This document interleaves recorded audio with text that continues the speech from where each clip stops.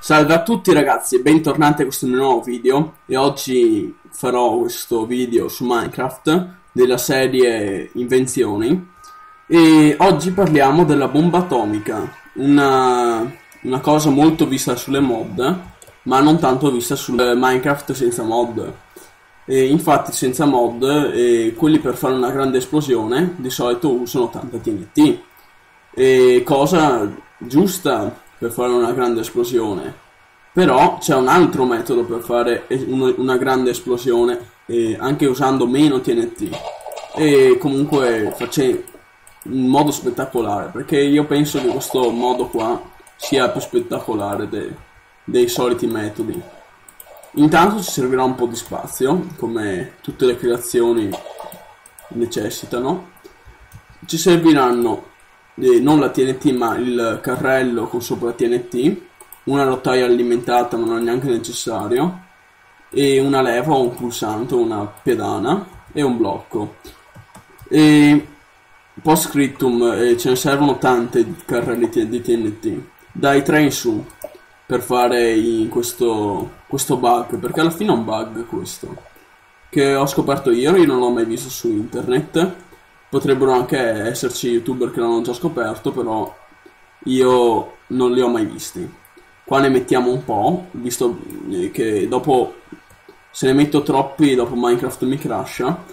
E adesso, quando azionerò questa leva qua, i carrelli con la TNT si sono tutti quanti globati e si muoveranno anche senza bisogno delle rotaie.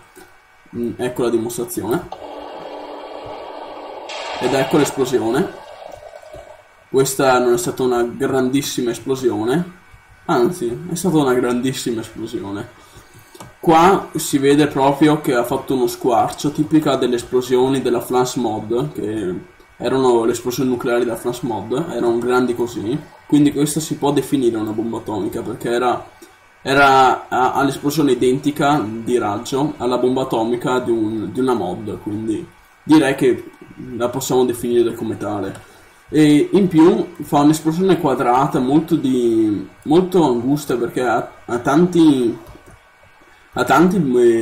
bucherelli in giro, e poi ha queste tipo croci che si vanno a formare al centro di questo ideale quadrato.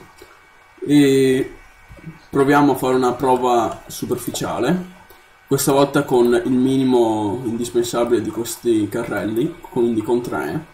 Con 3 ovviamente faranno un'esplosione minore, seppur non troppo. 1, 2, 3. No, forse ne ho messi 4. Con 3 partirà lo stesso, anche se sarà meno potente. Si può vedere che questi carrelli andranno avanti all'infinito se noi li lasceremo in giro. E notasi che ci ridaranno almeno qualche carrellino, qualcuno se lo ridarrà. E come finale faccio una grande esplosione in centro e no, la faccio qua sopra. E spero che il video vi sia piaciuto, e lasciate un mi piace se questa idea vi sembra utile, ma non credo che vi sembra utile, perché nel multigiocatore questa cosa è del tutto inutile, visto che i carrelli sono molto difficili da fare, da procurarsi, e soprattutto i carrelli con la TNT, e poi crasherebbe il server, sarebbe un disastro. E comunque, Dantor bene tutto, passo e chiudo, e vi lascio a questa esplosione finale.